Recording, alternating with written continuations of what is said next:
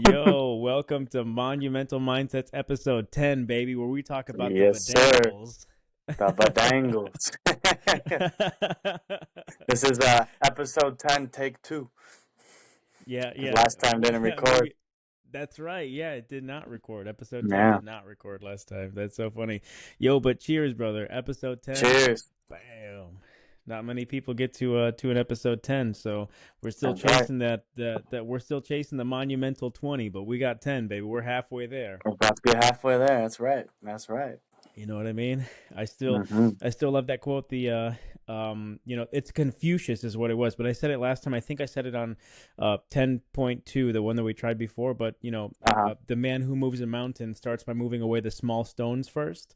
You Mm-hmm. know, and 10, 20 episodes or 100 episodes might seem, like it's a monumental like task or whatever, or to people they just be like, how am I ever going to get to 100 if I've never started or whatever, right? But Right. it's like, you get there by moving the small stones first. That's right. Just get started one step at a time, baby. One step Yeah. at a time. Hey, what was that thing that you were talking about though before we went live? You were Oh, talking the about the Pomodoro technique. Yeah, yeah. Pomodoro. Pomodoro. So it's in the book I've been You reading, take your Level Up. dick in the you take your dick in the palm of your hands and you and you give it the old Dora. Dora.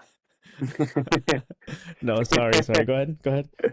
Yeah, so for the Pomodoro technique, it's basically you set a time, and for starters, you do like it recommends 25 minutes of hard focused work and then 5 minutes break. So the Pomodoro technique is you really set your workspace and your time to just focus on one task. It's very important for you to get done so you don't get sidetracked, you don't procrastinate or what have you. So you remove all your Mm, distractions, get your workspace ready, get that tunnel vision going, and then you set the timer for 25 minutes, and all you work on is that one thing for 25 minutes. But it also suggests that you keep a notebook on the side of you, so if you have like random thoughts, you write it down real quick, and then you get back to work. You know what I mean? So like, mm-hmm. cause you always got, I mean, me at least, I always got thoughts rolling through my head like crazy. So like, if I'm super focused on something and I think about something else I gotta do, a lot of times I'll be like, oh, I'll take a quick break and go do it. You know what I mean? But then I never get Uh-huh. back to my main task that I'm working on. So instead of stopping and going to do that little task, write it down, but I'll do this after I'm done. You know what I mean?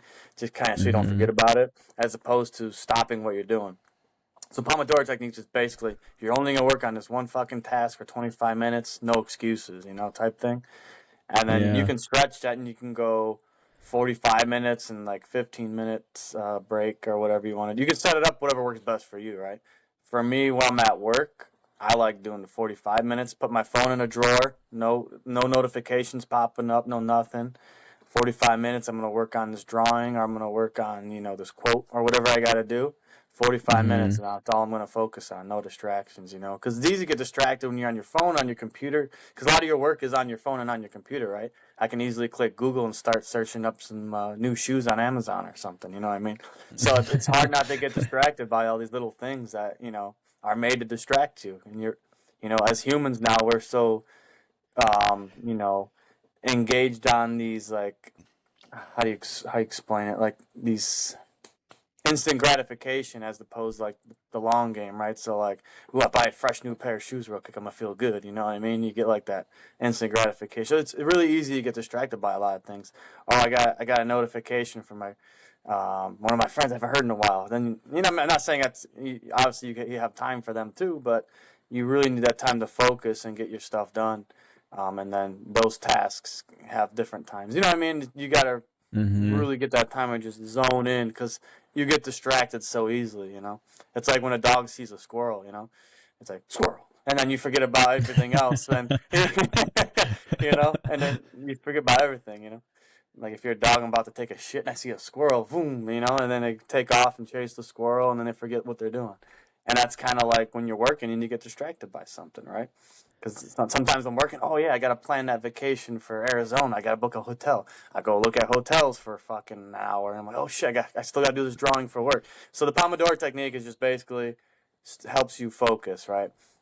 And since we're on that topic, on that book, Level Up. I know in episode 8 we talked about, the 4 things that kind of stop you from taking action, which were Mm-hmm. fear, identity, purpose, and visualization. I won't go into detail because we did talk about that in episode 8. So if you guys didn't watch episode 8, go ahead and watch it. That's the first part of the book. It'll help you get started on your actions. But Mm-hmm. It the was next fear, identity, time, and purpose. it's fear, identity, purpose, and visualization. So basically, Purpose fear and is when you're seeing when you're trying to do something and you're scared to do it because you're gonna fail, or you're scared to lose friends, you're scared to do this. Those are all made up fears in your head. And when you get to that point, jump to the other side and get out of your comfort zone so you can get to that next step. Mm-hmm. All right. So fear. That's fear. Yeah. I'll go really quick over these, and then next was identity, which is the most important. Is basically on who you want to be in your life, right? Set that identity, what that identity is, what that identity does every day, and you play that character in your life and don't deviate from that character, right? So setting that identity is a big thing, and a lot of it is, a lot of things you tell yourself, right? Like, I'm not a businessman. I'm not, good at working out. I can't do this. I can't do that. It's all those self-limiting beliefs that you tell yourself every day, right? Instead of telling yourself those things, be like, I'm the best fucking athlete in the world.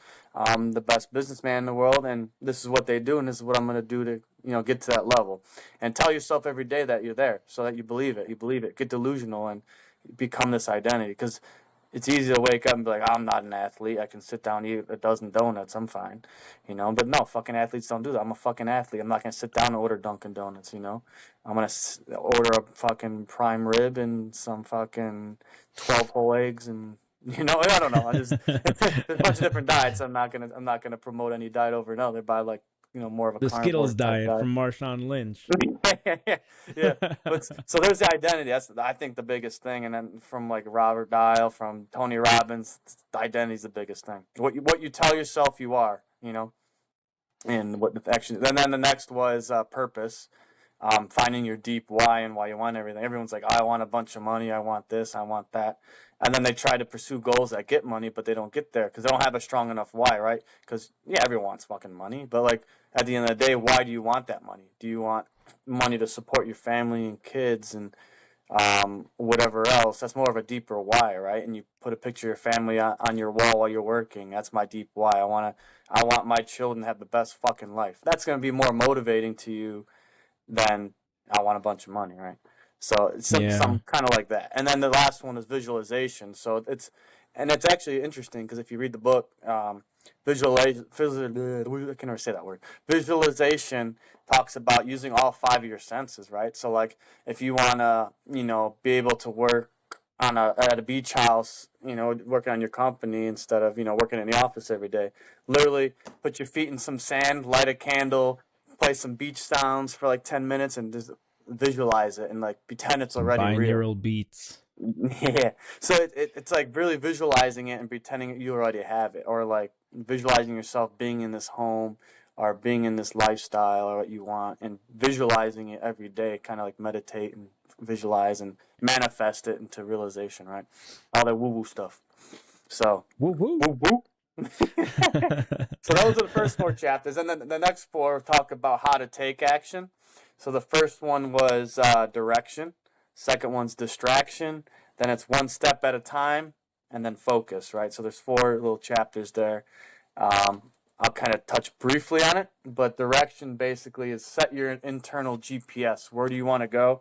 I'm going to kind of look at my notes here because I take a lot of notes when I read. Mm-hmm. Yeah, I'm taking notes too as you're talking because I like. Yeah, this there's a lot stuff. of good notes and a lot of good stuff in this book, man. So direction basically is what's your destination? Where do you want to be, right? So if you want to take action, where the fuck do you want to be? So in order to do that, where are you? Figure out where you are currently, and then figure out where you want to be, right? And then obviously between that there's a gap. So in that gap, to fill that gap, try not to get sexual. To fill the I gap. just heard it. I'm taking a note right now. I'm taking the note like when I'm writing, and I heard fill the gap, and I was like, I heard you go like, and I was like, oh, there it is. Yes, sir. So to fill the gap, you need to figure out who you need to become, and what you need to do. So basically, your identity, right? What identity is going to fill that gap? So what does that identity do to become where you want to be in life, right? So figure out the character you want to be, basically, right? So it kind of circles back to the identity thing. And then number 2 is action. So you figure out, your destination. Now you take action. Start, stop, continue. They call it in the book. So what do I need to start doing? What do I need to stop doing? And what do I need to continue doing in order to get there, right? So you figure out your character. You figure out what you need to start doing to become that character, what you need to stop doing, and continue doing. So basically, align your actions with the character and to get to your destination on where you want to be, right? And the last Yeah, one that's was really good. yeah, it's good, man. And then a lot of people worry about time, right? Because everyone wants results now. So when you have your direction, you take slow steps to get there, right? So it's not about, I'm gonna get from $5 to $1,000,000 overnight, right? It's not. You're not winning the lottery, as much as you want to. But it's it's all about. I mean, it's possible, but that's not the point. Yeah. But Yeah. but it's all about taking those small steps, and as long as those steps are in the right direction, you eventually get there. So don't think too much about time. As long as you're getting 1% better every day to that position you want to be, you're gonna get there. Don't matter how long it takes. It could take 5 years. It could take 10 years. It can take 1 year. You're not, but as long as you're taking the right direction to get there, you'll eventually get there, right? So Hmm. that's very important. And then so that's kind of the first part of like how to take action is figuring out where you want to go. The second part was distraction. This is my favorite because I get distracted like crazy. I'm not Yeah. going to diagnose myself with ADD or anything, but I'm always like, I got to do this. Boom, I start doing that. I got to do that. Boom, I start doing that. Oh, hey, I got to do this. Boom. And then I'm like, what was I doing? So I get really distracted very easily. And so they call distraction the enemy of action. Um, Yeah. because you get distracted from what you're working on. So when I was reading this, like the average person spends 3 hours and 45 minutes on their phone a day, which is insane. And that can be on social media, texting, scrolling, blah blah. And you take that 3 hours and 45 minutes, you cut it down to maybe 45 minutes, and that's 3 hours of extra work you can do to obtain your goals in life, right? So it's being aware. Yeah. First, become aware of what your distractions are. You got your phone, you got your TV, you got your emails, right? You pop up email notifications. Actually, the number one distraction kind of cut out here is it talks about notifications, whether it's on your phone, your computer, because if you have, especially if you have social media on your phone, right? You get like, oh, I got a Facebook notification, or I got an Instagram notification, or I got an email. That's totally distracting, right? Or someone texts me. So all those distract you, right? And the same thing if you're on your computer and you got emails popping up. Those are all distractions. So when you're, kind of participating in this Pomodoro technique, I cut all that out, right? I take my phone, I put it in a drawer. None of that's going to affect me. I can have my full focus. So it talks about also finding a way to set up your environment to not distract you, right? So if you have a workspace, Hmm. setting up your workspace to not be distracting. Don't have a TV, in your room where you can easily turn on and start watching something and that's distracting. Or, set up your environment where it's just you, your work, and maybe a cup of coffee and a pen and a paper. You know what I mean? And just Hmm. get to work. Set up your environment for success. And also, distractions can be people too, right? You have people that have a different path in life, different goals, and they can be distractions, right? Because, I say I want to start my business, I want to start working on my business plan, this and that. But, Johnny B. Jones calls me up and says, hey, let's go to the bar tonight and, let's, get wasted, blah, blah, blah. So now instead of being your identity of I want to be a businessman, blah, blah, now you're stepping away from that, right? And I'm not saying it's a bad thing, good thing, whatever, but it's distracting you from who you want to be, you know. And you're going out, you're drinking. Okay, that's hours taken away from. That's taking me off my path of the direction I want to go, right? And Hmm. now you're drinking. You wake up in the morning, you're hungover, you're losing more time, and it's a lot of. You got to learn to say no to things. So distractions also can be people. And I'm not saying those are good people, bad people. It's just everyone's got different directions in life, and it's good to align with others that have the same direction. And then the third chapter in that section was one step at a time, and we kind of talked about that. Taking small bites instead of one giant bite, right? Because when you look at a goal, you're like, man, I want to, I want to make $1 million so I can buy a home for my family, this and that. That's not going to happen Mm-hmm. overnight. And if you think so, it's going to be overwhelming, right? But, what's the path of me getting there? And figuring out step by step. And the biggest thing is just take action. Don't procrastinate. Take action. Um, and just get little micro actions done each and every day. And it actually talks about, they call it needle moving actions. So each day, have 3 needle moving actions, prioritize them 1, 2, 3. Set times during the day where you're gonna knock them out, and those are your priorities, right? Because a lot of people think about you setting your actions for the day. It's you have cook dinner, you have take my child Mm-hmm. daycare or whatever it is. Also, you have to do it, but those aren't your needle moving activities. So the day before, write down those 3 needle moving activities, and the next day you have those ready to go, and you know your direction for that day. So it's just taking those Yeah. small actions, and you're gonna feel you're stepping in the right direction. You know. Yeah, yeah. Like I like how you said that too. Like because those ones are, those non-negotiables, right? Like your Mm-hmm. non-negotiables that you have to do for the day is like, I have to cook dinner. I got to take the kids to the, daycare or whatever it is, right? Those non-negotiables, you can't use those as your needle movers. Like Right. your non-negotiables, they got to be like, the things that you do every day, you can't do that. Like you Mm-hmm. have to be, it has to be something like, going to the gym or, doing something in the yard or something, right? Like Mm-hmm. something that moves you forward towards your goal. Right. Mm-hmm. Yeah, and then the last one we talked about already was focus, right? So Pomodoro technique was one focus tool it talked about. Another one was visual focus, which is actually I didn't really realize. So if you're working on your laptop and you're looking at your screen below eye level, your body is in a more rested state. But if you put your screen at above eye level, you're more alert and focused. So I kind of played Mm-hmm. around with it at work, and dude, it's a huge difference. And not only that, it's kind of better for your posture Yeah. too, because when you're looking down like this, your back's all arched, and you're looking down, you're Uh-huh. kind of in a dismissive state. But then when you're looking up, you're more like more energized, you're more alert, and everything like that. So little things like that to help you focus. Another one was sound. We talked about like the binary beats and stuff, setting that up to kind of help you focus. Accountability partner, holding ourselves accountable with each other. So someone else that's on the same path, like me and you, man. Like we kind of hold Mm-hmm. each other Mm-hmm. accountable, and it helps big time to help focus. And then another one was movement, right? Tony Robbins is a big guy that stand up and Yeah. yes, so Yes. like stand up and move, Change your get state. yeah, change your state, right? State was the number one thing. Change your Yeah. state. What was it saying? Change your state, change your. Change your state, change your story, There you go. Change your state, because change your like story. Yep. yeah, because if you and it goes into like what you're talking about with Rob Dial too, like with the, you have the finding like what your identity is, like trying Yeah. to build your new story, trying to build your new character, trying to build the you 2.0, the next Yep. version of You yourself that 2.0, you baby. see. Yeah, whoever your evolution is that you see for yourself, right?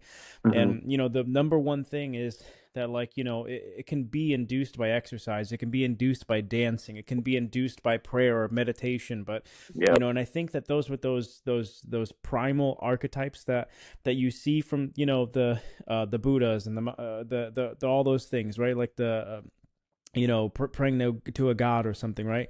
It's like that's an act of changing your state. That's putting yourself in an act of I'm hateful, and putting yourself into a form of gratitude. Dancing is like I'm slouched over and I don't feel good or whatever, right? But then you Mm-hmm. start dancing and you put on some music or whatever, right? All of a sudden you start feeling good, and you're the BPMs are going, and like all of a sudden like your heart rate is going up or whatever, and Yep. you're out of breath and you're breathing different or whatever, right? And it's Mm-hmm. just like like you're changing your state, like when you're making love too, because you're dancing with somebody, you're connecting with somebody in the bed, your heart rate is going up, and like all those things that you feel, those are chemical reactions that are happening in just in nicks of time that you don't even understand, but they're happening at a subatomic level. And Mm-hmm. sorry, but that's what it kind of is, right? Like Right. changing your state is the first and the most important way that you can change your story. and to Right. change your life. Because once you start to get those subatomic things that are happening inside your body, the rebalancing the chemicals that are inside of you, rewiring the dopamine pathways that are inside of you, like this is that's a such a fast way to just, get on the expressway for your story to change, Oh I yeah. think. Yeah, no, I love that, man. And it's true because, like, even at work, when I'm working on something, I realize, damn, I haven't got up and moved for a while. I'm feeling sluggish. But as soon as I get up, I do some weird stretches and whatever. It looks funny, but it helps me. I do some stretches. I go for a walk, and then I feel energized again. I'm like, confident, and like I'm gonna do this and blah blah blah. It's something like little, get up and move. Um, because action just breeds more action, and that the easiest action to do is move. So once you start moving, Yeah. you start doing more actions, and those actions can be your tasks. And once you do one task, you want to do another one. It's so contagious because like the hardest thing is getting started. Yeah. Like once I get started, I'm rolling, baby. The dominoes are dropping. Like I'm going, I'm going, I'm going. There's no stopping me. But the hardest thing is to get. Yeah. They say the hardest thing about like working out is getting into the gym. Like once you're there, you want to fucking just keep on pounding weights. And it's Yeah. My friend Matt Harding, he actually listens to this. Shout out to Matt, yeah, baby. Maddie And Matt. what he I don't know if he heard this quote, I think, from somewhere, but they say like the hardest weight, or the heaviest weight is the front door at the Yeah, gym. Like right. that's the heaviest weight in the, and it's so funny because like even today, right? Like I'm a pretty advanced lifter. Like I lift pretty heavy weights and stuff like that. Like but still to this day, when I go to the gym, sometimes I'm like, fuck, I don't hmm want to go to the gym. I don't, it's like, it's something I don't necessarily want to do, but I'm always, trying to stretch myself and get there and just do, make sure that I get there because like, I know it's good for me. I know like Yeah, the benefits are, they're everlasting, right? They preserve the body, preserve muscle, preserve all those things. But it's just funny because like, the heaviest weight is the front door, is like, it's yep, such an accurate statement. And it's probably, and I can only imagine how it is to somebody who's never lifted, right? Like just yeah, getting to the gym might be the hardest thing that they've ever had to do in their life because they think that everybody yeah, there is judgmental when it's actually the opposite. yeah, Actually, those people are rooting for you. If you see a bigger exactly. person or somebody who doesn't know how to use the equipment, you root for them. Like in your head, you're Yep, just like, man, like I I hope you get that machine. Like I hope that that's your machine for the rest of your life, and you learn how to master it. And yeah, because like you're always rooting for people. yeah, and they say right the people that judge you are the people that aren't doing what you're doing, right? So it's never the people Hmm. that are successful in what you're trying to do. Like a businessman's never gonna make fun of someone trying to start a business. A weightlifter's never gonna make fun of someone trying to lift weights, right? It's those people that Hmm. are sitting at home eating a bag of nachos and watching Netflix are gonna make fun of you going to the gym. Oh, this fat fuck gonna go to the gym. You fucking, what does he think he's doing? Wiping off their Cheeto Yeah. dust on them, just like, oh yeah, can I But get a? those are the people, those are the people that are always going to be hating because they're not doing it right. And Yeah, it's the same thing like with us doing a podcast, right? People are making fun of us, like who are these goofballs making podcasts. But like, yeah, we'll yeah, look back, years from now, and be like, damn, these podcasts suck. We're a lot better now. You know what I mean? But if you don't get started, you're never gonna get to that level. But no podcast is gonna tell you like these two dumbasses are doing podcasts now, and they'll be like, oh, that's cool, man. It's the people that are like successful at what you're doing that'll root for you, but the people that are not doing it are the ones judging, which is weird. But that's yeah. it's the way it always works out. Yeah, it's so funny about that. Like that it is such like a really funny thing, right? But it's like it's one of those business things, right? Where it's like if you don't track it, you can't change it, and it's like Mm-hmm.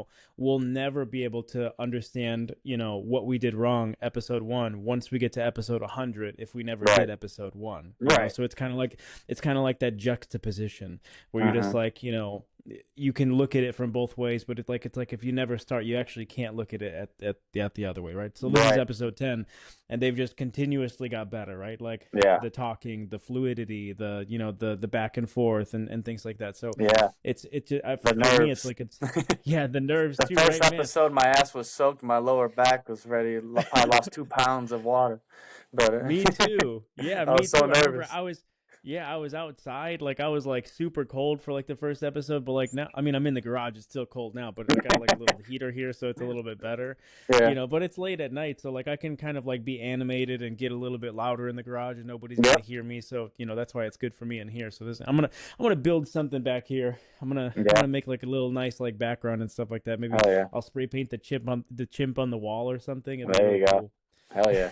But yeah, like But connecting, like if you think about like this Level Up book, which I recommend, everyone take a read. It's easy. It's an easy read, which I love. It's easy to implement. It's not something so complicated. Some books, like for me, the Seven Habits of Highly Effective People is an amazing book, but for some people, it's a lot. It's it's like a a lot, fucking yeah. Bible. So Well, like, it's like 1,000 pages, right? I yeah, remember it was like 17 hours actually on yeah. Audible, because Yeah, but I that's a have the book on my phenomenal phone. fucking book. Like, but I say start with Level Up. It's a good like for beginners. Read through it. It gets you like the basics because it kind of it brings in all the different like books into it. It talks about Atomic Habits, the Seven Habits of Highly Effective People, a bunch of other but Tony Robbins stuff. It brings in everything in like a very small, compact, easy to understand, step by step thing. So, and Mm-hmm. with journal prompts and everything. So for me, you connect this so easily, right? So like for us for podcasting, right? When the first four chapters about like what's stopping you from taking action. So from us doing a podcast, right? We had the first one was fear. I was scared of doing a podcast. I don't like talking in the camera. I don't like seeing my face, But like but that's all made up fears, right? I'm like, oh, these people are gonna judge Yeah. me. These people, I'm gonna suck at this. I'm gonna blah blah blah. But you can never do it, It's whatever. But then the second one's like identity. What do I want to be?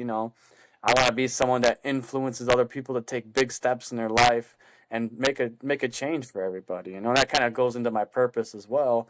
Of like I want to make an impact on one the people I love, but also the people out there that don't feel like they're living that monumental life that they can, living your best life. Like Yeah. making that impact makes me fucking pumped up, like yeah, even if it's one person right now listening, but who knows? A year from now, maybe there's 10, and 2 years from now, maybe that multiplies, 1,000, and you never know. You got to take those steps, And then like the fourth one is visualization. So I'm visualizing myself, doing these podcasts. Maybe even later on, we open up our own gym, Monumental Mindset Gym, with fucking the grill on the back and weights. So it's like you can apply it to anything, And then like these, like the four I talked about on this episode of distraction, direction, one step at a time, and focus. That those are tools to help you once you start taking the actions on how to be successful, right? And then the final four chapters I haven't read yet in detail, which I can maybe talk about on the next podcast. It's about how to make all those actions very habitual, very easy, so you can stay successful and keep the momentum rolling.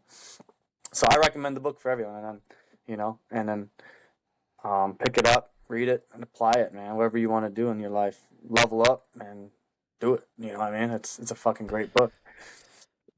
Yeah, that was beautiful, and it's like if you have like this if you have a vision for yourself, right? Like if you have this evolution for yourself, like you have to be honest with where you are, figure out what identity you have or that you have now and that you want to have later, figure out what story you're telling yourself that's holding you back now from the person that you want to be, Mm-hmm. and then, figure out what the hell am I going to do about it and what things am I going to, and this is, there was the the first episode 10 that we tried to do was I was trying to talk about the stackable goals thing Yep.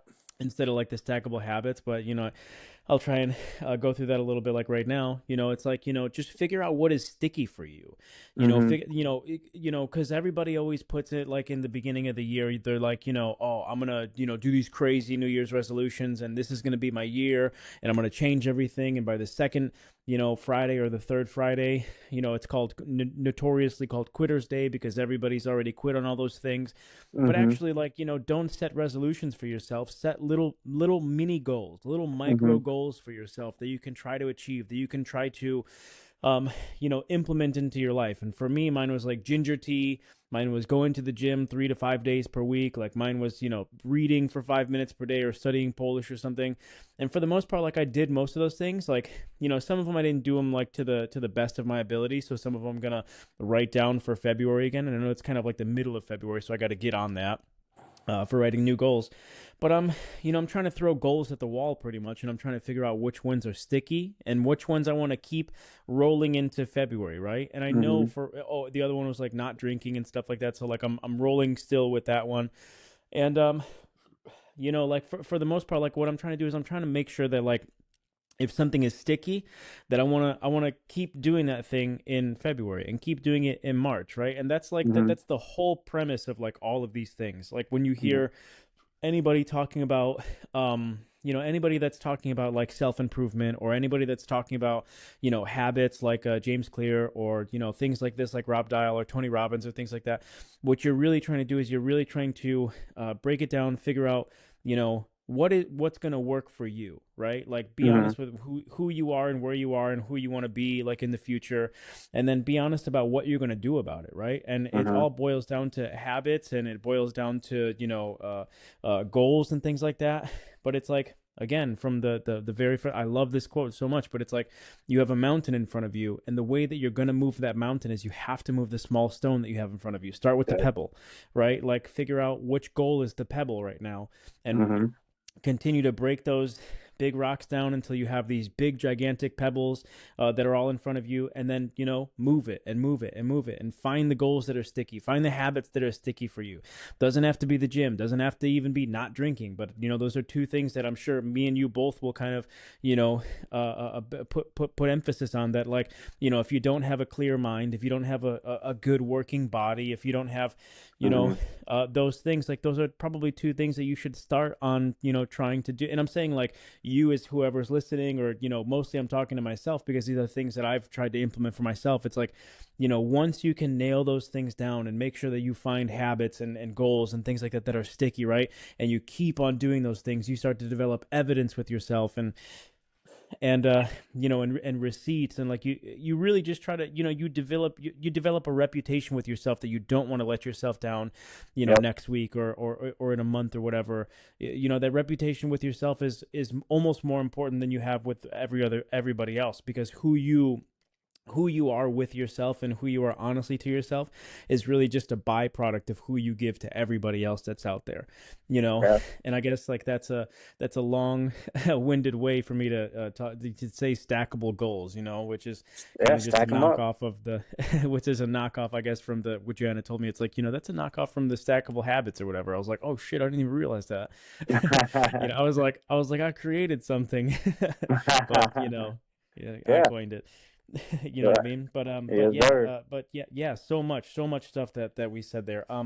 There was one thing too that you said earlier too, and it was that everybody spends, for I think it was for the distraction part of it, but everybody spends 3.3 hours and 45 minutes on the phone per day. I think that's more. You know what I mean? Like, I Yeah, I think think people so spend too. more time on the phone, because, like, when I look at, I have the thing on mine, Mm-hmm. and, like, for example, on mine is 5 hours and 17 minutes today. Yeah. You know what I mean? And it Right. probably averages, like, right around 5 to 6 hours per day.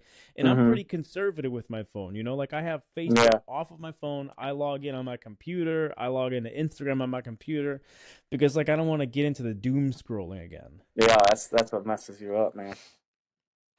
Yeah, I'm not Because sure. it just So it takes momentum away from you, it like, it does, just man. takes the whole day away from you. You're just like, fuck, I wasted an hour doing this. Like, what can I have really accomplished in an Yeah, the hour? scrolling fucks you up, man. And it's stupid videos and like total distractions, right? Like these reaction videos or like prank videos or big titty Yeah. videos or whatever it Some of is, my favorites. big booties bouncing videos, and it's just like you just start watching this stuff, and because your mind's getting this instant gratification, right? Of like, oh, I get a little Yeah. laugh here, a little sexy lady here, and it's just like your mind's getting like the instant gratification, but it's taking you away from your goals, right? Because at the end of Yeah. the day, who cares about that fucking shit? Like, you know what I mean? It's all a bunch of nonsense. But it's so Yeah. easy to get distracted by it because your mind likes that instant gratification. It's like, boom, Yeah. boom, boom, boom, boom, all this stuff. So you gotta really, don't. I like what it says in the book as well. Is don't let your phone control you, or don't let your phone use you. Use your phone. So like something like that. I don't know exactly, but basically use your phone to help you be successful. Like use it as a tool, but don't let your phone use you with the scrolling and all the social media, because you do need your phone, for like AI is the big thing now. That Chat GPT and all that stuff. Use it as a tool to help you get to your goals, but don't let it be a distraction to like take you off your path, right? And the number one important thing, not even with just being on your phone, with life in general, is one being what's the word starts with an A? Aware. Be aware. Be aware of when you're getting distracted, right? Or be aware of when you're getting off the path. Be aware when you're being a fucktard. Be aware, you know what I mean? Just be aware. And Mm-hmm. that's step one, because some people aren't aware. They're just so delusional. I mean, there's good moments to be delusional. Like, I'm going to meet my goal delusional. But don't be so Mm-hmm. delusional of like, I'm a perfect person, blah, blah, blah. You know? But like, Yeah. you know, be aware of all these little things that are taking you away from your path of, you know, success. And once you find that you're aware, take accountability, right? A lot of people like to play victim or put blame. And this, I know a lot of people hate the guy, but Tate, what's his first name? Mm-hmm. Andrew Tate. Andrew Tate, you know, he says, take accountability for everything, you know, and that's such a strong statement, right? Because people are so quick to point fingers at someone else, play victim. I've done it in my past, you know, I've done it plenty of times in my past, and I've changed that habit huge. I blame everything on me, right? And it's just like, because the only thing you control is yourself, right? So like you can blame your partner, you can blame your friend, you can blame the environment, you can blame the situation, but you can't change any of that, right? So why are you blaming that? Even if it plays a role into it, trick yourself and be like, everything's my fault, right? If you're blaming it on the environment, take yourself out of that environment, right? Remove yourself from that group of friends or whatever it is, or you know, like you take action, take accountability, right? So if you're blaming it on the environment, I'll try the best way to word it. Blame yourself for being in the environment. You know what I mean? Like, why am I, you know, hanging out with these guys that are snorting coke and, you know, going to strip clubs or something? I'm just making that up. You know what I mean? Like, why am I hanging? Yeah, yeah, It's your yeah. fault for hanging with those people. Don't blame those people like, oh, my friends wanted to go to strip club, so, you know, I made a mistake and I did this and that. No, it's not their fucking fault. It's your fault for going, you know what I mean? You only thing you control is yourself. So it's, um, you know, be Yeah, I aware and mean, take accountability. Double A, yeah, you know, double A battery, yeah. baby. Power up. Yeah, awareness and accountability. And it's like, you know, that's a really good point to bring up, that everything is your fault, right? Yes, Every little thing that has been wrong inside of your life is absolutely your your fault. fault. You know, Yes. and you can say, you know, and really at the end of the day, it's like, you know, up until some point, like let's just say, like, you know, up until you're 10 years old or whatever, right? Because like Mm-hmm. before then you have, you know, your parents who nurture you, but then like once you get about 10 years old, you start making your own decisions, Yep. for the most part, right? But like, Yeah. you know, let's just say like once you're Arbitrary. into Yeah. adulthood, right? You know, like once you're into like an adulthood thing, right? Like Mm-hmm. you got wet outside because it I started like to get raining. wet, baby. Yeah, you got wet outside because it started raining after you got out of the car or whatever. Well, I Mm-hmm. didn't pack the umbrella. You know what I mean? Like I Right. should have thought ahead of it. Well, the weatherman didn't say that it was supposed to rain out here. Well, I should have packed the umbrella anyways, just in case it rained. You know, Right. it's about being prepared. It's about having Yeah. awareness about yourself or whatever. And every little thing that you do is your fault. You know, Yeah. like today, like I know that I'm gonna wake up a little bit, you know, tired tomorrow. Like it's not the fact that like I didn't sleep well. It's the fact that I know that my choice is to stay up a little bit later tonight, and that I'm gonna wake up a little bit more tired tomorrow. Comma, that's okay because I made the Mm-hmm. choice to do that, right? And I'm gonna Right. deal with the repercussions because I'm doing it, right? Like Right. everything is my fault. If you can shift it, right, and you can say Mm-hmm. that everything is my fault, all of a sudden, like you have much more. Control. You have more control, right? And you Mm-hmm. start, and then you can start controlling everything, Yes. most things, right? Let's just say like Right. Right. 99% of things, right? But you can start controlling. I call it controlling the controllables, like in business, right? Like when I Mm-hmm. tell Joanna, you know, all the time, I'm like, we always want to figure out what is the thing that we can control right now, like what's the Yeah. thing that we can pull the lever on right now that we can control, and that's under our control, that we can, you know, pull the lever and make it more controllable or something. Mm-hmm. And you know, and you can do that in life too. You can do that with anything that you're trying to do. It's just control the controllables, right? And Yeah. it's just like put all the blame on you because you did make those decisions. Every Yep. little decision that led you to where you are right now Yeah. this is exactly where you're supposed to be because you made all those decisions that you did, right? And for Mm-hmm. better or for worse, right? And all the shit things that happened to me, all the shit things that happened to you, and all the shit things that happened to anybody out there, you know, I'm sure that, you know, at least for myself, I'm saying speaking, right? But it's like, I look back at those things and I'm like, fuck, thank God that those happened because I learned my lesson. Yep. And like, you know what? At the end of the day, it was my fault. All those Mm-hmm. things were my fault. Exactly. Right. Whether it's a shitty relationship, whether it's, you know, you didn't perform well in a sport, or, you know, a bunch Or of in things. Like bed. are in bed. Or, anything, just blame it on yourself. Because as soon as you blame it on yourself, you can improve, right? Like if I'm playing baseball, right? And I make a, kind of bad throw to first base and the guy doesn't scoop it, right? And make the play. I can easily say, he should have scooped it. He's supposed to be a really good first baseman. What the fuck? Blah, blah, blah. But that, right there, you're victimizing yourself and you're not making any improvement. But now the way you want to take that is like, oh, I could have made a better throw and threw it right to his fucking glove, so he didn't have to, go down and try to scoop it. Next time I'll do this, so I can make that better throw. Now you're in control. Now I can't control what he does. I can control what I do, so I can make a better throw next time I have that play in that situation, right? So that's a little example, it's something like that where and it's like a superpower. It is a superpower because like, you can easily get pissed off. Like, he should have made that fucking play. Now we're losing the game because he didn't scoop it. You couldn't. No, relax. Yeah, I could have made a better throw, and that's it. Yeah, you know what I mean. Like, take accountability and blame yourself. Be aware of what you did. Be accountable, and take action to improve that. You know what I mean. And that's the only way you can take control of your life is take accountability of everything. If you don't like the situation you're in, you don't like the job you're at, change it. You don't like the relationship you're in, change it. You don't like, you don't like the home you live in, change it. And as soon as you take control of that, you can take action to get to that next level, right? Like, oh, I live in an apartment. I hate this fucking place. It's the world's fault because I got to work a 9 to 5. I can't make money, and then I have no time to do this. Then you're victimizing yourself, and you're just feeding yourself negative energy. You're like, instead, like, I'm grateful for my apartment, you know what? And it's my fault for not, taking the next steps to, maybe start my own business, have that passive income where I can have, a nice big home and not worrying about stressing out over a job, blah, blah, blah, whatever. I'm just kind of rambling on. But, you see where I'm getting is as soon as you take accountability, it's a lot more positive and it uplifts you because, like, I can make a difference. Yeah.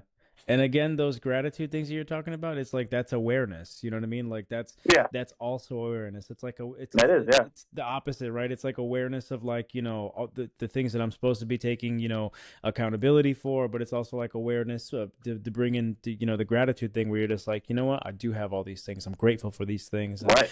I have all these luxuries. I have a job. I have money. I have, all these things that, I can go get a McDouble if I want to get a McDouble right now. You know what I mean? Like a lot of people, like, if you put it into perspective, there's a lot of people that, even in our country of like United States, we don't even have to look too far, like in Africa or whatever. But like, there's a lot of people out here that, they can't afford those things. Like it's hard for families, even in America.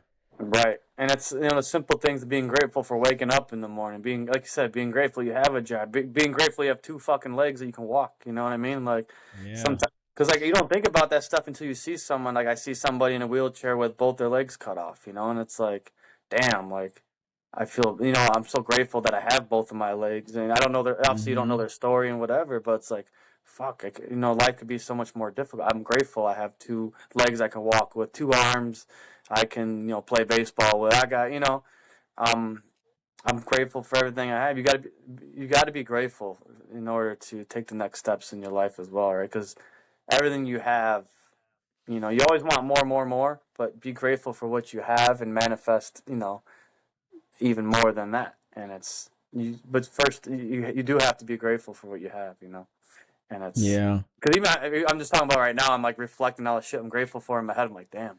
I'm so lucky I have my own apartment. I'm so lucky I have my dog Barker. I'm so lucky, that I have family that's still alive in my life and supports me. I'm alive. I'm happy I'm alive. I'm grateful I woke up this morning. You know what I mean? It's like once you start thinking like that, life is so much more positive. It's like, wow, I am lucky to have all this. But you're always looking at that next step. Like, I want a mansion. I want a Lamborghini. Then you're stressing yourself out. But it's like, hey, be grateful. You got the Toyota Camry. You got the apartment. You got a roof over your head. You got transportation to work. Yeah, that's a really good point. I wrote this down earlier because I actually think that, finding like your why with something, I think that, a lot of people, they always say like, oh, I want $100 million, right? Or I want, $200 million, whatever, right? but you don't understand like how much responsibility, how much like, how much things need to change. And maybe like maybe you would just be good with, $1 million, right? But I wrote down right here like 1 million versus like 100 million, because like sometimes like you need to put in perspective like what your actual why is, right? Because Right. if you make $1 million, right, like you actually still have time to do a lot of things. You can go to the gym, you could do like a lot of leisurely things, whatever, because there's not so much responsibilities behind maintaining that. Like, let's just say like a figurative $1 million, right?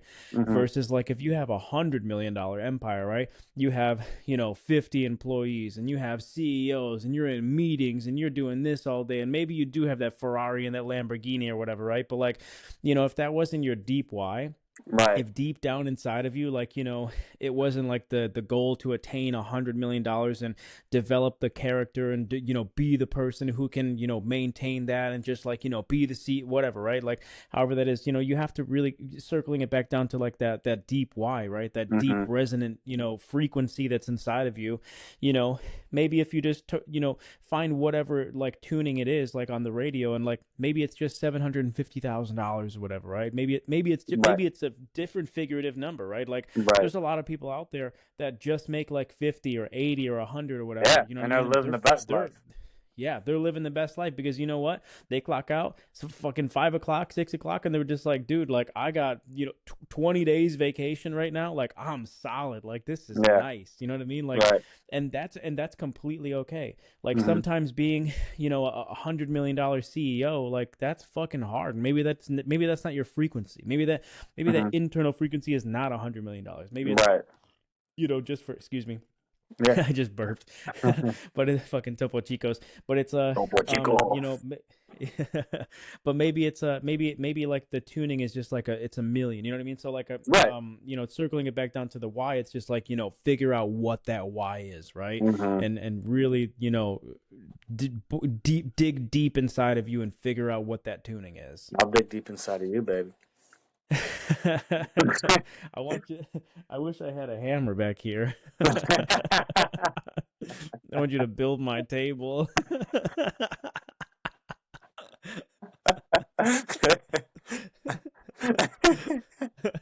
Maybe one day we'll tell this story, but it's so funny.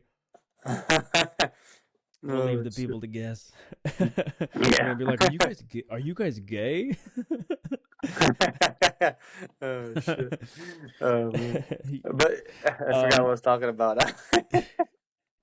no, we can go. What's is there any more chapters to that story To or to the the the book? book or whatever. No, The book, not the for book, that yeah. section. So like I said, the biggest things, in the first section is finding your identity, purpose, blah blah blah, overcoming your fears, visualizing what you want, and then next is taking action. Right, find out the direction, remove distractions, take it one step at a time, and stay focused. Right, and then the next 4 chapters I'll get into maybe the next episode when I finish reading it.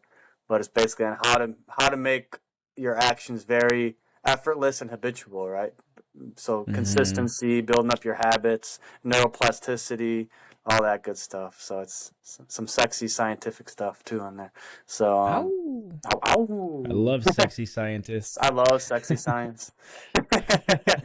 Science is sexy. I don't care what people say. Yeah, it is. Yeah, hell yeah. I like it. Yeah, but one quick quote on I'm on the Robert Dial splurge. Like I said, is we kind of covered it and stuff already. It's like, do your current actions line up with the person you want to be? Because everything you do is you're taking a vote either for or against that character you want to be, right?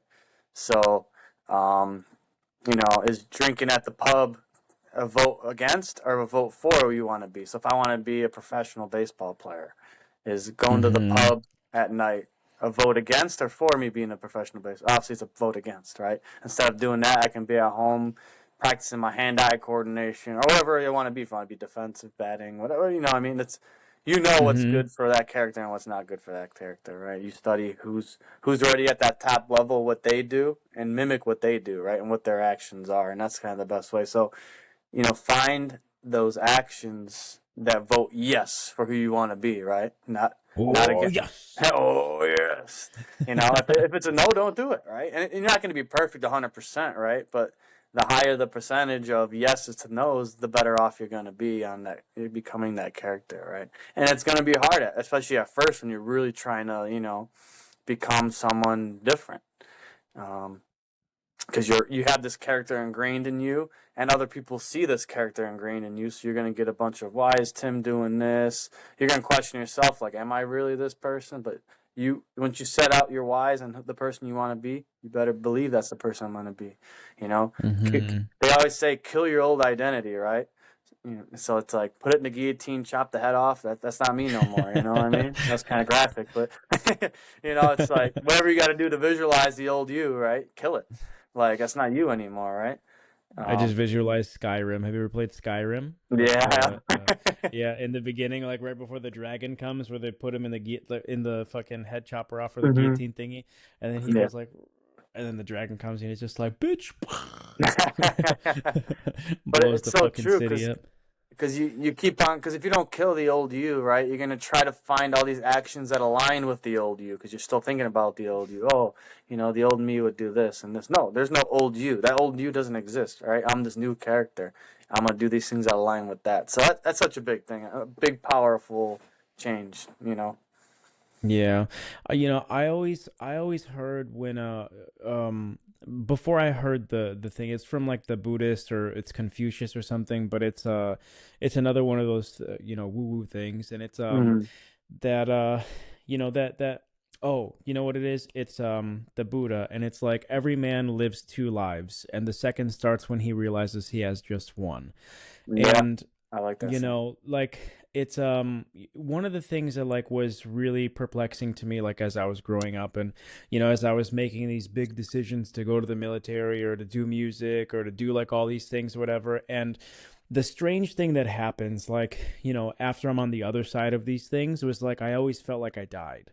I Hmm. always felt like, the kid that I was before the military, that kid died, like he Hmm. was no longer with me, and things like that. And then, like the person who I was when I was making music, like that person died. Like there's been many other times that I can say like where I've shedded a soul, Hmm. but it always makes me wonder, kind of like how you were, I forgot like what the thing was that you were saying, but it's like, I always, oh, you have to shed your identity. You have to literally leave that person behind. You have to Yep. kill that person, right?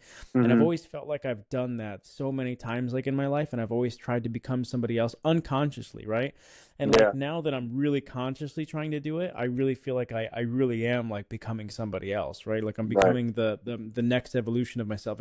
Can't even be, it's just like I don't know which version of it I'm on, right? But like I'm a fucking software update. Like I'm always trying to update this meat Yeah. machine software that's inside of me, Meat machine. and just get and just try to get to like the like the next operating thing for me, you know what I mean? Because like Hmm. I really feel like that if everybody can put into perspective that like I do need to kill that old version of myself, like this Hmm. this this Windows 7 of me is not operating how it should be, and I should be on Windows 11 or Windows whatever the fuck they're on right now.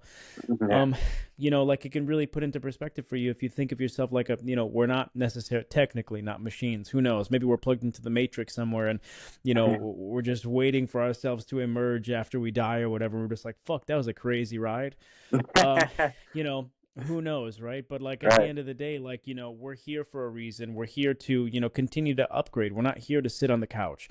We're not Right. here to rock in the rocking chair. We're not here to just keep taking one lap around the fucking block or whatever, right? Like you need to keep going after something, like but you also have to shed that identity, kill the old version of yourself. And Hmm. as gruesome as that sounds, like you need to murder you, and you're the Yeah. only person who can murder the old you and be the new you. Right. No, I love that, man. It's such a powerful statement, and it's scary to say murder the old me, but Yeah. it's so true because everything you do, you try to connect to your character, and if the old you is still in you, you're gonna try to connect to it, right? So you got to Yeah. kill it, get rid of it. Like you're this person now, and you truly believe it, and then everything you do, you're gonna try to connect to that character that you're becoming, not the old you. So no, I love that, man. I love it.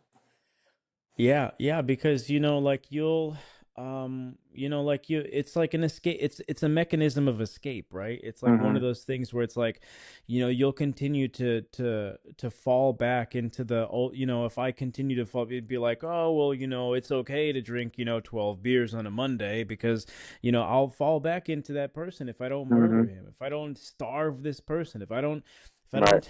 don't tell myself that the new version of me cannot act in that way or whatever, right? I'm not saying that in the future I can't have fun, but I need to kill that version of me that is Right. right now, that addictive person that can go off the fucking rails like a train, and Mm-hmm. just start slamming into towns or whatever. Not saying I slammed into towns or I'm not fucking trained, but like you get the the analogy that I'm trying to say, that Yeah. if I really don't put a cap on that bottle, like if I really don't kill that person, like he will come back, and like that's the Right. person I don't want in the future. You know what I mean? Like, Yeah. maybe once in a while, but just not on a fucking Monday mowing the lawn. Right. you And that's know? the thing. I mean, the biggest thing that like a lot of people try to like limit their alcohol or eliminate alcohol together, and that's I think one of the harder things to do because it's so accepted by society and it's like the cool thing to do to go out and drink with your buddies. Like you have to drink to have fun. Like you don't have to drink to have fun. You're telling yourself that, and it's just you're feeding yourself up. Oh, this works. Because I've been drinking since I was probably like 14. I don't fucking know, but you know what I mean. Yeah, Like, same, but yeah. same. So it's like I've been hammering liquor, my whole life. And recently, slowed down big time. You know what I mean? I save it for only special occasions, or I do 2 drinks a week, which for me is a big change. Because the old me Mm-hmm. would come home, even like a couple of years ago, I come home, crack a beer open. That one beer turns into two, turns into three, and I'm like, I feel good. Oh, forget about all my problems, and. But then it's like, it adds up so quick. One for your physical health, your mental health, everything. Alcohol is poison, right? So and it's tough Yeah, because like once you get in that phase where you want to quit alcohol, it's like your friends like, oh, let's go out, and then it's like they're pressuring you to drink and this and that. So you have to stay strong to your character, right? Because if you don't, you're gonna resort back to that. Oh, I remember when I was 18 and slamming shots of vodka and stripping naked and running across soccer fields and whatever the fuck else I did. I was crazy. So like that's the old me. That's gone. Like I'm not that person anymore. You know what I mean? Ripping yeah, shots yeah. and running around nude. Like I don't do that anymore. Like you know what I mean? Like yeah. So you really gotta kill your identity, right? I'm not this party animal alcoholic anymore. Cut it. Kill it. Throw it in the garbage. So now, like my friends ask me, "Hey, you want to go out and drink?" Not really. If it's someone's Yeah, birthday, sure. Like let's celebrate. Let's have a couple drinks together. I mean, for celebration, it's something for me to do to drink. I don't mind doing it. I'm not yeah. saying get fucking hammered, but have a couple drinks, be social. That's what I choose to do, right? I can choose to have no alcohol, but at this moment in my life, I'm choosing to limit it to celebrations. You know, Yeah. and I can change later on. I can completely eliminate it at some point. Who knows?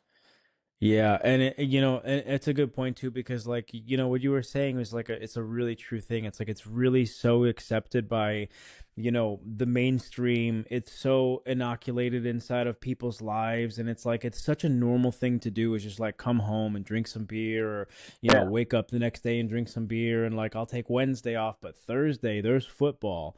You know what I mean? And it's like Yeah. and then Friday comes around and it's just like the boys are buzzing, and then Saturdays are for the boys, and there's Yeah. always an occasion to drink, right? But like I think, one of the things that's like it's really dawned on me is just like how much they really want to keep you in a fog in your head, and like want to keep you in low, vibrating really low in your frequencies inside of your Yep. body.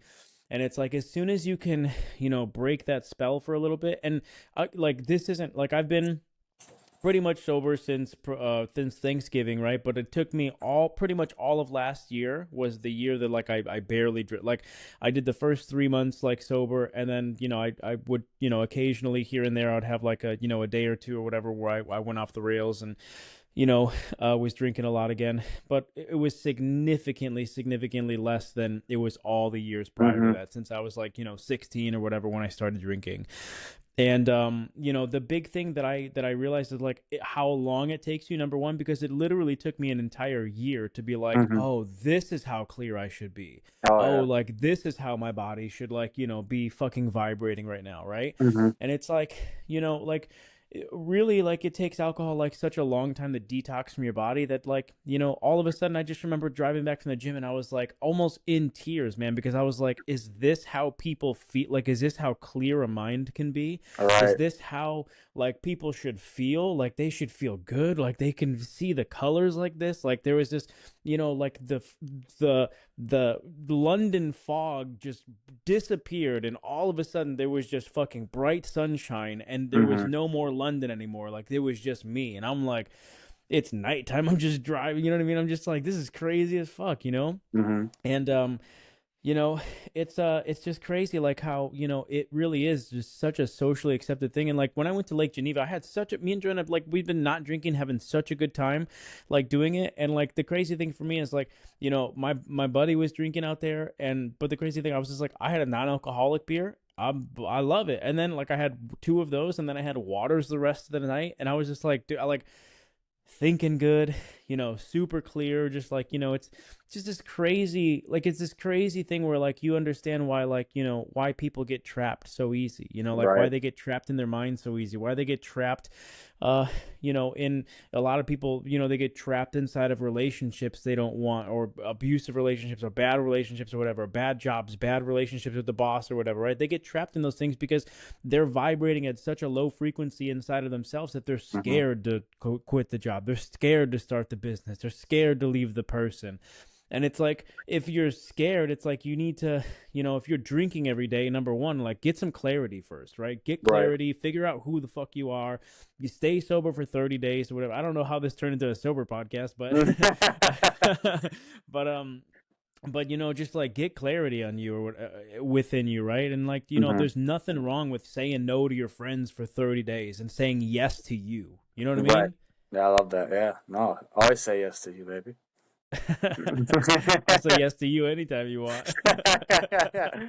But no, that's powerful, man. Because like you gotta know what to say no to, and you gotta know what to say yeah to align with yourself, right? And Yeah. it's tough because people are gonna be like, oh, you used to rip shots like like a pro and blah blah, and then it's like, oh, Yeah. you're not cool anymore. This and that. They can easily, if you're not strong on who you want to be and where you want to be, that's easy to resort back to who you were. So, and there's a couple books I read on like the power of now, living in the moment. Like, don't think about the past, don't think about the future, live in the moment, and that's when you really have a clear mind, because that's honestly the only time you're living, right? If you're thinking about the past, you're not living. If you're thinking about the future, you're not living. And I'm not saying don't plan your future or anything. I'm just saying like, Yeah, live in yeah. the moment, take a deep breath, and really take it in, because that's when you're living, right? Everyone's walking like a bunch of zombies, thinking about the past on their phones, thinking about the future. What am I going to do tomorrow with this? Live in the moment. Feel your feet Yeah. touch the ground. Look at the color of the leaves in the trees. Feel the breeze of the air. Like, live Mhm. now. You know what I mean? And then when you do that, you realize everything, how it affects you, right? So if I'm drinking alcohol, right, and you really live in the moment, and you can feel it just burn into your insides. I mean, it's like Mhm. it really does. Like you feel like it's, man, like, what am I Yeah, yeah, putting in yeah, my yeah. body, right? And then you feel like it in your mind, like, man, why am I so foggy and like short tempered or whatever it might, however it makes you, everyone's Yes. affected differently, right? So it's like And you then your really, anxiety, the brain fog, like all, man, I remember like just having like this, and especially when I was going through like that really, you remember, you know what I yeah, mean? But like when we were going through it, and I just remember like when I tried to drink a little bit, this crippling anxiety in me. I was like, is this what people feel? I couldn't even drink coffee. You know what I mean? I was hmm, just like, "Oh, what the fuck is going on?" Like it was right, crazy. But like the brain fog, yeah, the brain fog, the anxiety, like the way you feel, the way it makes you feel. Sorry, hmm. I interrupted. No, you're good, dude. But yeah, I think, it's just being aware. It comes to awareness again, right? Awareness and Yeah, accountability. yeah. But be aware of the now. Live in the now, and it's important because you can't be there for yourself if you're not living in the moment. and you can't be there for the ones you love if you're not living, because you don't notice how they're feeling in the moment. And you can't have that like emotional intelligence of like how the people you love are feeling in that moment, because you're so stuck in your head on, oh, 2 years ago I did this and I feel better. You're not living, live like in the moment. Take a deep breath and really connect to the current moment. But yeah, we talked about a lot this podcast, man. We went on like all these. This is good stuff, you I know. know it's really good stuff, but and it's like yeah, it's like be aware, be in the now, and it's just like take like give yourself like the opportunity to do those hard things that you don't like. If somebody's on the edge of like just not drinking, like at least like just give yourself 30 days. Like if you've been drinking, like let's say like I'm 32, right? You know what I mean? Like you're 33, 34, something like that. You're a little bit older. Like give anybody out there, right? Or I'm talking to me, but like I'm telling myself right now that I'm like, you know what? Like I don't think I'm gonna. It'd be really. I don't know what would have to happen for me to have a beer before 6 months, right? Like I want Mhm. to I want to give myself a challenge of 6 months. Like I Right. want to do it for however many days, 6 months, 180 days. I'm pretty sure that's what it is. But like once I get to that 6 month mark, like I will, I'll have accomplished something inside of me, but like two, I'll done something really hard, you Yeah. know. And most people, they don't do things because like I man, every time I've went to Wisconsin so far, it's been a pain not to have a spotted cow. I love spotted cow. That's my fucking beer. Yeah. um Shout out to New Galoris of fucking spotted cows. But it's a pain to not drink those. But like I know that like they always talk about those winter arcs. You know what I mean? Like people are just like, disappear for 6 months, this is your Uh-huh. winter arc. Come back in June and show a motherfucker how to do it. I didn't even think about that. But like what I'm doing is like I'm trying to prove to myself that I can do something really hard, that I can do this thing that's like that's Yep. a fucking challenge, that is a big obstacle for so many people out there. And that like but like number one, I'm doing it for me, right? Like I'm Hmm. doing it for me, that like if I can do 6 months, then like maybe I'll do 9, maybe I'll drink in 6 months, I don't know, you know what I mean? Right. But I do know one thing, that like I'm gonna stick with this thing for like 6 months, because I want to prove to myself that I can do this hard thing, right? And whether Hmm. your hard thing is like competing for some kind of bodybuilding show, or losing 100 pounds, or like proving to yourself that you can do something really hard, is so valuable, because you Hmm. carry that badge with you for the rest of your life. That is Right. like your sheriff's badge that you could. That's your epaulet or your epithet that you fucking wear dangling all over your body, and it's fucking the sacred beads that are hanging on you, that you fucking pray to whatever god that you pray to, and you're touching that thing. And this is just the gift that you give yourself, that just keeps on giving, baby. All those words you're saying, I'm just thinking sexual things. Do something hard, dangling all over the place, balls, whatever the hell you say. It's Oh, so that is remarkable. But no, that's a very powerful statement what you're saying, because you wear like a badge of honor, right? Like you feel successful, like you have a sense of purpose. You succeeded in something that's really hard. You know what I mean? And it's it's really hard. you're making me hard right now. There's a lot of wood around me. Oh God. Oh shit, man! We've been out here for almost 70 minutes. Bro, that's crazy. It's Yeah. literally almost midnight right now. I can't even believe it. This is Oh this is shit! unbelievable. You want to wrap this bad boy up with a beautiful statement like always? I could wrap it up, baby. But yeah, I mean, we talked a lot about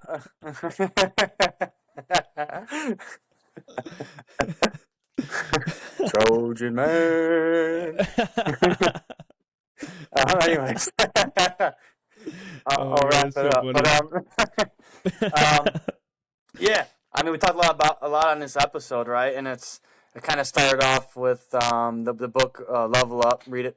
The first 4 chapters on overcoming your fears, finding your identity, finding your purpose, and visualizing everything. And once you do that, um, figure out your direction you want to take, eliminate distractions. Take one step at a time so it doesn't seem so overwhelming. So break it up into micro steps, and then focus, right? Keep focused on that path you want to go. Focus. Yeah, focus. And remove those Focus. distractions and just fucking laser focus, and just get where you want to go. Um, you know, we talked a lot about it. Don't be afraid to take that step. And actually, I know it's probably not a popular idol, but Ronnie Radke for me, man. I'm gonna Love wrap it up with Ronnie. Ronnie Radke because that guy's had a Love crazy life. Ronnie. You know, I've said on everything, but you know, he's been to jail. He's made all kinds of different types of music. People hate on him. People love him. He's got like a roller coaster of a life. But you know what? He's always leveling up. You know, day one he had a pop punk band. You know, he went to jail. He could have easily gave up on life and be like, you know, life's over. I'm in jail. But instead, he used that opportunity to keep writing music.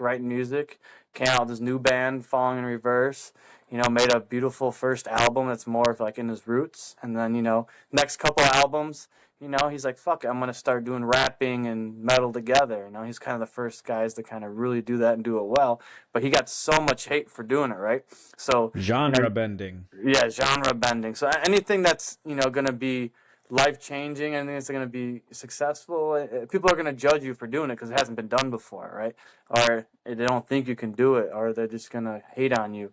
But you know, he kept on doing it and kept on doing it, right? And yeah, he even admits, he looks back and says, "Man, these songs are horrible." But you know what? Because he took that risk, because he did, you know, the rapping and the rock together. Now he's making these fucking singles that every single he puts out is a complete banger. You know, and he's making, you know, good money. He's doing what he loves to do. He's living the life he wants to live, and he just keeps on growing and growing, becoming a bigger artist because of those risks he took, even though he was getting hated on. You know, like when his one song came out, Alone, you know, everyone's like, what is he rapping? What the hell is he doing? This and that. He's so good at pop punk. But you know what? Yeah. He took the direction that he wanted to take, took the risk, focused on it, and now his rapping. Got a lot of people talking nothing but chatter. I love that song. I don't care how much people hate it. But how I switch my style up and say I don't matter. But you know, he's a prime example. He's had a rough life. You know, his mom was a drug addict. His brother passed away. Like, he's been through a lot of shit, man. No matter what you've been through, you know, keep on leveling the fuck up and keep on doing what you want to do to, you know, find that direction, focus on it, and get where you fucking want to go, right? And everyone's gonna have hard times. No mud, no lotus, baby. We haven't said it all episode, but you know, use those hard times to fuel your fire, right? He actually uses his haters to like make even better music, because he's like, oh, they're saying like I don't make heavy enough music. I want to make it heavier. So he came out with that Ronald song. So it's like, you know, no mud, no lotus. Use everything negative, twist it into something positive, man. It's just, you know, find the opportunity out of everything. I don't know how I got to Ronnie Radke, but I was just on a roll. No, that was fucking amazing. Innovate. You know what I mean? Innovate, innovator. Innovate yourself. Yeah. Innovate yourself. In order to innovate, you got to innovate yourself, right? Yes. So you got to grow and become innovate your fucking software, your hardware, and just fucking become that version of yourself where you can do these amazing things with your life and make it fucking monumental, right? You got to keep on upgrading every single fucking day of your life. And you're going to have days that are hard, days that are easy. But you know what? You stick with it. You know where you want to go. You got your why, and you keep on digging, and you go, go, go, go every single fucking day. Be grateful for where you're at, but keep on taking steps forward and live that monumental life, baby. Brother, that was fucking beautiful. Hell yeah. I'm fired the fuck up at 11:54 at night on a February 10th. I'm fired the fuck up right now. I don't even know if I'm going to sleep. I know, right? Hell yeah. Dude, that was amazing. Well, brother, I love you. Love you too, man. Episode 10 was a fucking absolute banger. That was a beautiful way to wrap it up. Oh, yeah. And I think, you know, anybody out there who's out there listening to us or whatever, like, fucking be monumental, unlock your potential, and, you know, just give it your best. You know every what I mean? Fucking day. Every day, just give it your best, and don't say, I tried. Fuck that shit. Give it your best every day. Ask yourself at the end of the day, like, if you tried something, like, did I give it my best? And, you know, gauge yourself off that. But innovation and the way you ended that was fucking beautiful, man. Like, that was amazing. Unlock that potential and be monumental, everybody. Peace. Peace. Let's go.